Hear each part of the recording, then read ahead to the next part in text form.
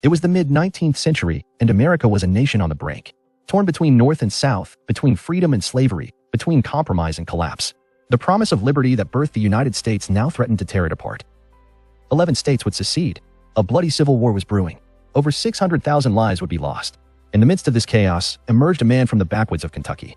He had no formal education, no wealth, and no famous name. But he had something rarer: clarity of thought, humility of spirit, and an unshakable moral compass. He would become the leader of a divided nation, the emancipator of millions, and a martyr to the cause of freedom. His story is not just one of politics and war. It's a story of resilience, sacrifice, and the enduring belief that democracy must prevail. This is the story of Abraham Lincoln, the man who held the Union together when it was coming apart at the seams, and who, in doing so, forever reshaped the meaning of America. Before the White House, before Gettysburg, before the war that would define a nation, there was a boy in the woods. Abraham Lincoln was born on February 12, 1809, in a one-room log cabin in Hardin County, Kentucky, now LaRue County. He was the second child of Thomas Lincoln, a struggling farmer and carpenter, and Nancy Hanks Lincoln, whose quiet wisdom shaped his early years. They were poor, dirt poor, but honest, proud, and self-reliant. When Abe was just 9, his mother died of milk sickness, a tragic, common illness on the frontier. Her death devastated him. He would later say, "All that I am, or hope to be, I owe to my angel mother." His father remarried to Sarah Bush Johnston, a warm, literate woman who brought stability and affection back into young Lincoln's life. Formal schooling? Less than a year in total. But Lincoln devoured books, borrowed, bartered, or begged. He read Shakespeare, the Bible, Aesop's fables, and the life of George Washington, anything he could get his hands on. At night, by the light of a fire, he taught himself grammar, history, law, and logic. Tall, awkward, and quiet, he grew into a young man known not for wealth, but for honesty, strength, and a razor-sharp wit. He split rails, hauled goods on the river, worked as a store clerk, and earned the nickname Honest Abe long before he ever held office. In 1831, at the age of 22, Abraham Lincoln arrived in New Salem, Illinois, poor, unknown, and full of ambition. He had no formal education, no connections, and no money. But he had something far more valuable: character, curiosity, and an unmatched gift for words. He worked as a store clerk, then postmaster. Locals noticed his honesty and good humor, a man slow to speak, but quick to learn. And in the rough and tumble world of frontier debates, Lincoln shined. He read law books by candlelight, borrowed Blackstone's commentaries, taught himself legal principles one page at a time. By 1836, he passed the Illinois bar exam. No degree, no diploma, just grit and brilliance. But Lincoln didn't just want to argue the law. He wanted to shape it. In 1834, he won a seat in the Illinois state legislature, running as a member of the Whig Party, the party of modernization, infrastructure, and opportunity. He fought for internal improvements, roads, canals, schools, and dreamed of lifting people out of poverty through hard work and education. He rarely spoke at first, but when he did, people listened, with a voice that began in quiet hesitation and built into towering conviction. In 1842, he married Mary Todd, a well-educated woman from a prominent Kentucky family. Their marriage was stormy, loving, and deeply complex. In 1846, Lincoln was elected to the U.S. House of Representatives. There, he opposed the Mexican-American War, calling it unjust and expansionist, a bold, unpopular move. It made him few friends in Washington, but it marked him as a man who would speak truth even when inconvenient. By the end of the 1840s, Lincoln stepped back from politics. He returned to his law practice in Springfield, riding the circuit and earning a reputation as one of Illinois' finest trial lawyers. But storms were gathering again. The issue of slavery was heating up, and Abraham Lincoln, the reluctant politician, would soon find himself pulled back into the national stage. Not for power, not for glory, but for justice. By the 1850s, the United States was coming apart at the seams. The fragile balance between free and slave states had turned into an open battle. The Kansas-Nebraska Act of 1854, allowing slavery to expand into new territories, was the spark. Abraham Lincoln, now a respected lawyer in Springfield, was pulled back into politics. But this time, it was personal. He saw slavery not just as a political issue, but a moral crisis. In his speeches, he warned that the founders' vision of liberty could not coexist with human bondage. A house divided against itself cannot stand. I believe this government cannot endure, permanently half slave and half free. Abraham Lincoln, June 1858. With those words, Lincoln announced his candidacy for the U.S. Senate, challenging the Democratic powerhouse Stephen A. Douglas. What followed were the legendary Lincoln-Douglas debates, 7 fiery encounters that gripped the nation. Douglas argued for popular sovereignty, letting each state choose slavery or not. Lincoln stood firm: no expansion, no compromise with evil. Though he lost the Senate race, the debates catapulted him into the national spotlight. Newspapers quoted his words. Audiences remembered his piercing logic and plain-spoken truth. Lincoln, once dismissed as a backwoods lawyer, was now a rising national voice. In 1860, the newly formed Republican Party, opposing the spread of slavery, nominated him for President of the United States. He was a long-shot candidate, But he had something his rivals didn't, a reputation for honesty, clarity, and moral consistency. And in November 1860, Abraham Lincoln was elected the 16th President of the United States. He had not even taken office, and 7 southern states were already planning to leave the Union. The house he had warned about was beginning to fall. And soon, Abraham Lincoln would face the greatest trial any American leader had ever known. On March 4, 1861, Abraham Lincoln took the oath of office, becoming the 16th President of the United States. But instead of celebration, he inherited chaos. By the time he was sworn in, 7 southern states had already seceded from the Union. Their reason? His election and the belief that he would abolish slavery. Lincoln had never called for immediate emancipation. But to many in the South, his opposition to the spread of slavery was a threat too great to ignore. Lincoln entered office with no cabinet experience, no military training, and no blueprint for the catastrophe unfolding. He faced open rebellion, a fractured Congress, and assassination threats before even reaching Washington. In his first inaugural address, he pleaded with the South, "We are not enemies, but friends. We must not be enemies." The mystic chords of memory will yet swell when again touched by the better angels of our nature. Abraham Lincoln, March 4, 1861. But his appeal fell on deaf ears. On April 12, 1861, just weeks after his inauguration, Confederate forces fired on Fort Sumter in South Carolina. The Civil War had begun. Lincoln responded swiftly. He called for 75,000 volunteers to defend the Union. More states, including Virginia, seceded in response. The Union and the Presidency were now at war. Lincoln faced enormous pressure. His own generals doubted him. Newspapers mocked him. Riots erupted in the North. Congress challenged his every move. Yet through it all, he never lost focus, preserved the Union. He suspended habeas corpus to maintain order. He expanded executive power. He walked the razor's edge between leadership and tyranny. Every decision he made was judged, debated, and feared. Yet few understood the weight he carried alone. As the first shots rang out across the country, Lincoln knew this would be no short conflict. He had stepped into the presidency at the edge of collapse, and now stood as the last hope for keeping the United States united. The war for America's soul had begun. When the Civil War began in 1861, Abraham Lincoln had one goal: save the Union. But as the bloodshed deepened, that mission evolved. What began as a war for unity was transforming into a war for freedom. Slavery had fueled division, rebellion, and war. Lincoln, once cautious, now saw that peace without freedom was no peace at all. Privately, he wrote, "If slavery is not wrong, nothing is wrong." By 1862, after massive Union casualties and little progress, Lincoln took a risk that would change everything. On September 22nd, he issued a warning. If the rebellious states didn't rejoin the Union by January 1st, 1863, their slaves would be declared free. When they refused, Lincoln followed through. That on the first day of January, all persons held as slaves within the rebellious states shall be thenceforward, and forever free. The Emancipation Proclamation, January 1st, 1863. It didn't free all slaves, only those in Confederate territory. But its meaning was seismic. For the first time, the U.S. government stood officially against slavery. It redefined the purpose of the war. It turned the fight into a crusade for liberty. And it prevented foreign powers like Britain and France, who opposed slavery, from recognizing the Confederacy. More than 180,000 African Americans would go on to serve in the Union Army and Navy. They weren't just fighting for the Union. They were fighting for themselves. The Emancipation Proclamation was bold, imperfect, and controversial, but it was undeniably historic. Lincoln, the lawyer from the frontier, had now become something else: a liberator, a visionary, a man whose pen reshaped the moral arc of a nation. By 1863, the Civil War had dragged into its third year. Over 300,000 Americans were already dead, and Abraham Lincoln was leading a war he never wanted, from a capital under constant threat. But Lincoln knew he couldn't delegate this war. He became a president unlike any before, one who directly shaped military policy.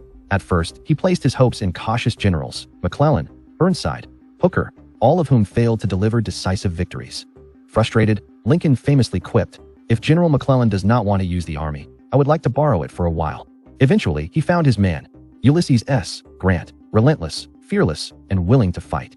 With Grant in charge, Lincoln finally had a general who shared his grim determination to see the war through to its end. But Lincoln's leadership wasn't just strategic, it was personal. He visited wounded soldiers in hospitals. He met grieving families. He listened, not just to generals, but to ordinary Americans. He carried the weight of every loss, the pain of every family, the pressure of holding a fractured nation together. And he did it all while grieving himself. Privately, Lincoln was haunted by sorrow and tormented by what he called the burden of this awful war. To preserve the Union, Lincoln took unprecedented powers, suspending habeas corpus, censoring the press, and expanding federal authority. Critics called him a tyrant. Supporters called him a savior. But Lincoln never lost sight of the cause: a Union worth saving, not just in territory, but in principle. Through battlefield defeats, political turmoil, and personal grief, Lincoln's leadership never broke. He did not crave power. He shouldered it. Because for Abraham Lincoln, leadership meant sacrifice and the courage to see a broken nation through to dawn. In a war filled with blood and chaos, Abraham Lincoln fought with a quieter weapon: words. He wasn't just a president, he was a writer of rare power. And in the darkest hours of American history, his words brought light. At a time when the Union seemed fragile and the nation uncertain, Lincoln's speeches cut through the noise, solemn, clear, and unforgettable. On November 19, 1863, Lincoln stood on a battlefield in Pennsylvania, where over 50,000 soldiers had fallen. He spoke for just 2 minutes. But in 272 words, he redefined the purpose of the war and the promise of the American experiment. For 47 years ago, our fathers brought forth on this continent a new nation, conceived in liberty and dedicated to the proposition that all men are created equal, that this nation, under God, shall have a new birth of freedom, and that government of the people, by the people, for the people, shall not perish from the earth. Abraham Lincoln, Gettysburg, 1863. It was more than a speech. It was a declaration that the war was not just to preserve the Union, but to fulfill its founding ideals. Throughout the war, Lincoln's pen was just as active as his cabinet. He wrote letters of consolation to grieving parents, encouragement to anxious generals, logic to critics, and compassion to all. In 1865, as the war neared its end, Lincoln delivered his second inaugural address, a speech as humble as it was profound. With malice toward none, with charity for all, let us strive on to finish the work we are in, to bind up the nation's wounds. Lincoln's speeches didn't win battles, but they won hearts.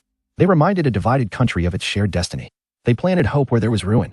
And more than a century later, those words still echo not just in marble memorials, but in the conscience of a nation. By early 1865, after 4 long years of bloodshed, the Union was on the verge of victory. Sherman's march had shattered the southern heartland. Grant had cornered Lee's army in Virginia, and Washington buzzed with hope. But Lincoln remained solemn. He knew that winning the war was only half the battle. The real test was reconciliation, rebuilding a broken country. On March 4, 1865, Abraham Lincoln stood before the Capitol for his second inaugural address. Rain soaked the crowd. Mud clung to boots. But Lincoln's words rose above it all. The war came, and the judgments of the Lord are true and righteous altogether. With malice toward none, with charity for all, let us strive to bind up the nation's wounds. Abraham Lincoln, 1865. It was not a victory speech. It was a prayer for peace.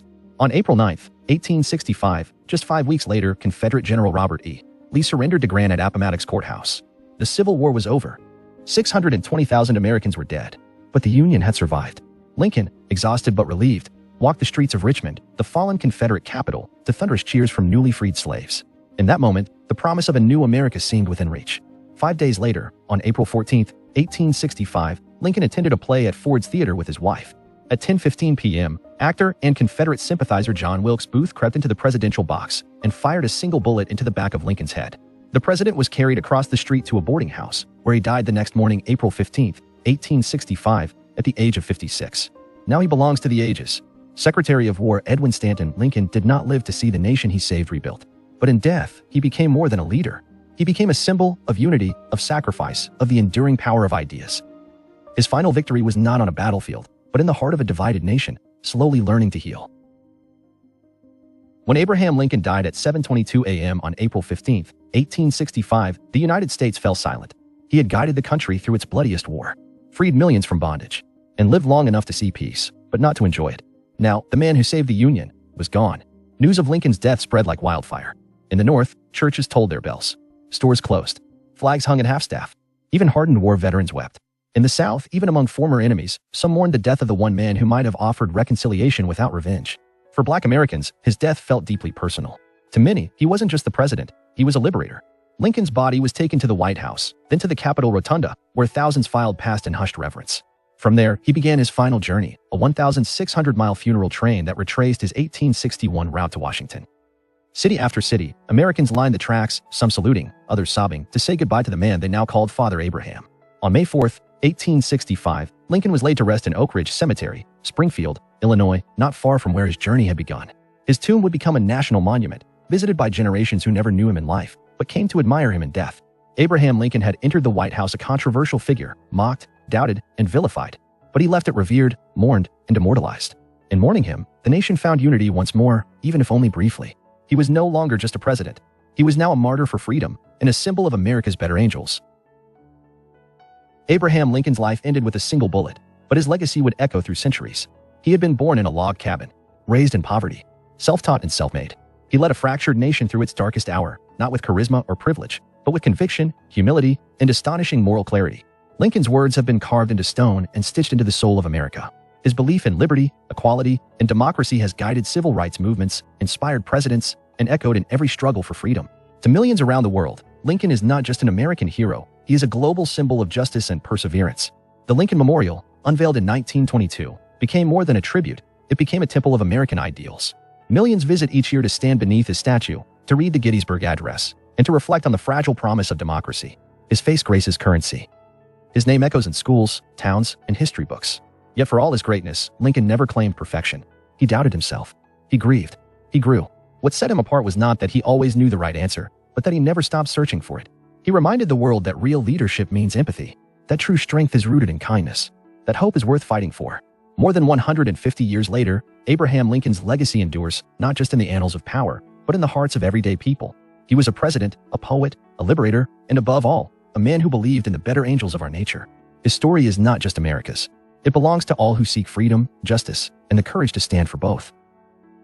Long after the guns of Gettysburg fell silent and the funeral train faded into history, Abraham Lincoln continues to speak, not with a voice of command, but with one of principle, quiet, steady, and unwavering. He reminds us that nations are not held together by borders or armies, but by ideas. Ideas like liberty, equality, justice, and the belief that even the humblest person can rise to the highest office. That even in the face of bitter division, democracy can survive, if led with humility and moral courage. Lincoln never lived to see the world he dreamed of, but he left behind a map that points to unity over hatred, hope over fear, humanity over power. In every nation where people fight for freedom, his story finds a home. His journey, from log cabin to White House, from grief to greatness, is not just the American story. It is the story of what we all might become when guided by conscience, courage, and compassion. And that is the legacy of Abraham Lincoln, not just the savior of a nation, but the guardian of its soul. Thank you for watching this episode of Real Life Legends. If you enjoyed this biography, subscribe for more stories of leaders who changed the world.